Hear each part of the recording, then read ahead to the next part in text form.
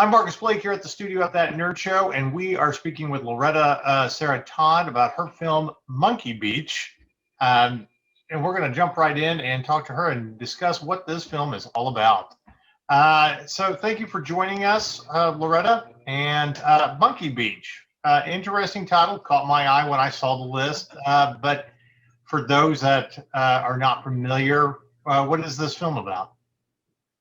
Well, first of all, Monkey Beach is actually also a beach in, I think, Thailand. So often if you Google Monkey Beach, we'll also see lots of monkeys. So people will sometimes say, where are the monkeys? Well, actually, before I get into the actual book and the film, the word monkey is idiom because the place Monkey Beach in Haisla territory was a place where Sasquatches were known to live for many, many years. And Okay. when people would go there to gather to collect clams, they would sometimes the Sasquatches would come down and they would leave them alone while they collected their own clams and then went back up the mountain. So it's over time, Sasquatch or Bugwas in the Haisla language became idiomatic to monkey. So that's why. So that's why it's called Monkey Beach. But actually, Monkey Beach is based on a book by Eden Robinson, who's a Haisla health writer from the village of Kitimat, where I filmed the film. And it's basically the story of this indigenous woman, young woman, who all her life has had these premonitions of death.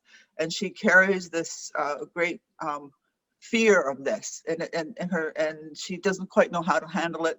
And maybe 1,000 years ago there would have been ceremony and ways to bring her into these supernatural powers that she has. Right. But right now it's difficult, so she's struggling with this. So she returns to her village. The visions come back, and the visions are very strong about her brother, who she fears is going to die at sea. And sure enough, he goes in a boat and goes off to sea, and he gets lost at sea. So then she journeys to find him. Oh, interesting. Well, I mean, anything like supernatural when you're dealing with premonitions, that's kind of right up our alley. But and it's interesting that you speak about 1,000 years ago, it kind of would have been celebrated, whereas now we've kind of gone through this cycle where it's looked at as you're crazy, or at one time you must be a witch, so we have to kill you. But I mean, what brought you to this project? Well, I've been making films, here in Canada, mostly documentary, but at that point, now I've since gone on and I produced things and created things like the Coyote's Crazy Smart Science Show, which is an Indigenous science series. But at the time, when I started making this about 15 years ago, someone had said, gee, her writing is like your filmmaking. And sure enough, I picked up the book, and I could see the parallels. Certainly, a lot of elliptical storytelling, not not a sort of 3-act plot point, kind of linear way of telling a story. Shifts in time, sometimes within a paragraph, let alone within a page. Very strong sense of character. Very strong visual sense, which I guess I'm also known for as a filmmaker. So those are all things I thought, yeah, this definitely, I see parallels. And there was also, when I opened the book, she acknowledged me, even though she'd never met me, because she had used one of my documentaries to help as research for character in the book. And I guess also because, it was kind of coincidence. And then also the fact that I had, I guess, been, never gave up. I'm one of those people who never gave up. And so, yeah, I never gave up. And eventually, was able to I think there's a word for that. It's called kismet. I mean, yeah, for sure. Yeah. Interesting. In doing a little research, I knew nothing about this area of Canada and stuff. So it was very interesting to kind of dive into a little bit.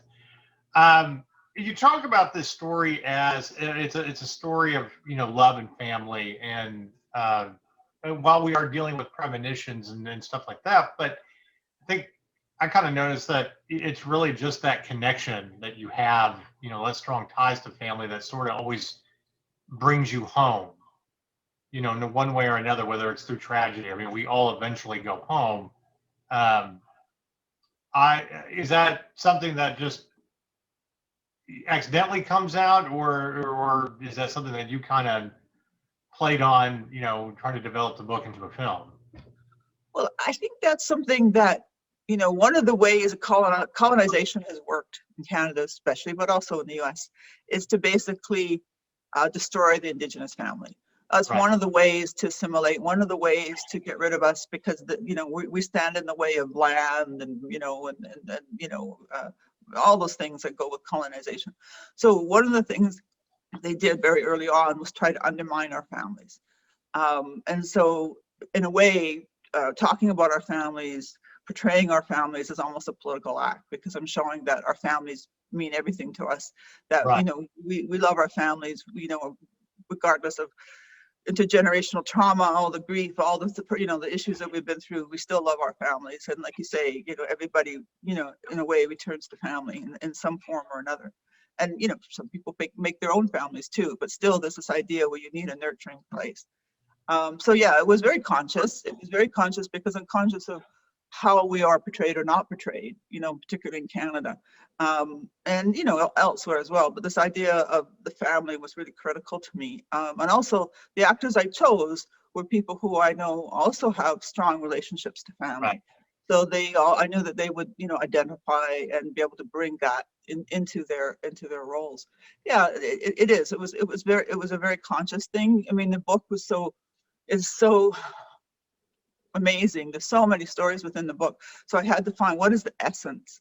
And the Right. essence really is, it is family, is love, it's grief.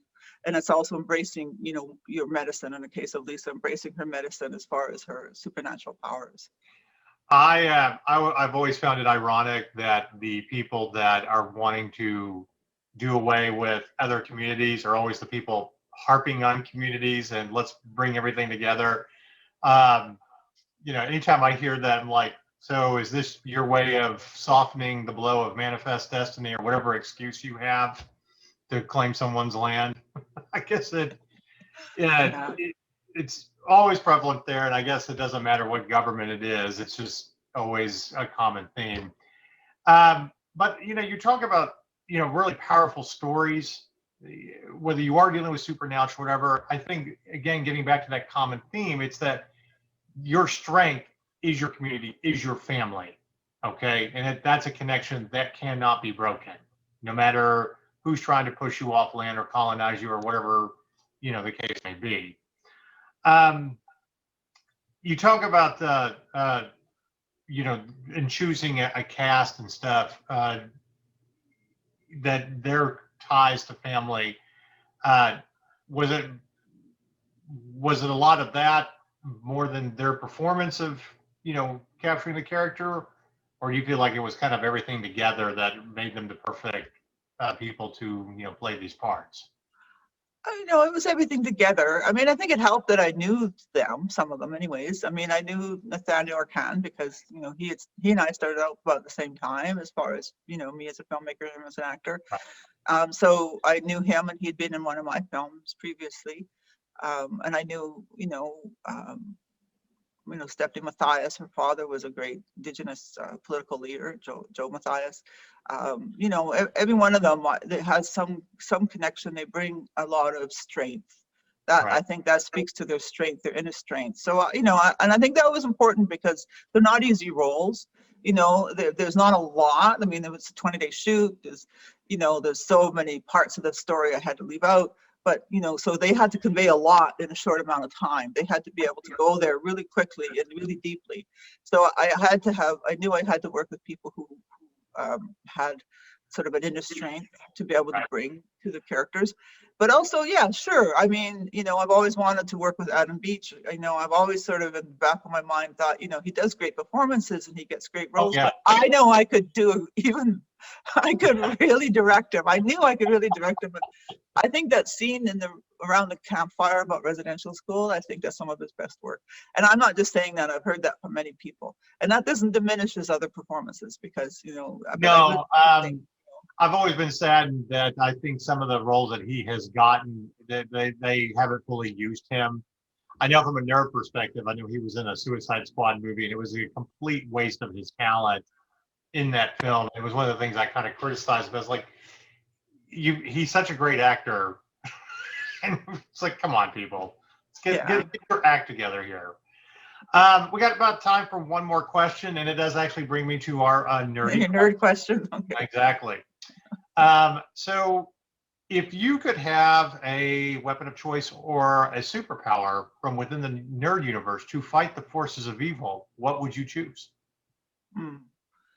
You know, it's interesting because I do Coyote's Crazy Smart Science Show, which is about Indigenous science. This season, we're doing an episode about superheroes and superpowers. Nice. And you know, what is, you know, what's the science of superheroes? What's the science? You know, could this physics really allow these things? And so we've Right. been getting into some fun conversations, and even asked a young person to imagine, you know, what would his superhero be, and then we 3D printed it. You know, so I do all these nerdy things already. But asking me about specifically what my superpower, I have thought about it in different times. You know, sometimes I think it's love. I think there's really, you know, love is something that can, you know, do so much. I mean, if you could just send rays of love, you know, out there to all the people who seem to have so much hate, I think that would be a wonderful superpower to have. But for me, it would probably be somewhere between time travel or teleportation, somehow where I could I could be wherever I wanted to be. You know, I think that's sort of. We've had kind of a reoccurring theme with teleportation with this question, and I always find that interesting from filmmakers. It's like, if we could just teleport, think of all the shots we can get done in one day. I know. Travel. Yeah, you know, and yeah, I know it's true. I think so. I think maybe, you know, too many of us have Star Trek, but I think just that idea of being able to be, you know, Right. more than one, you know, get someplace quickly. Yeah, for Right. sure. Well, I also like, you know, if you could just touch someone and automatically give them love and empathy, I think that would make the world a better place. Yeah. So that's a great answer too. Thank you very much for interviewing with us. It was a great film, and good luck with it as you're kind of doing the film festival circuit. I'm interested to see what happens with it.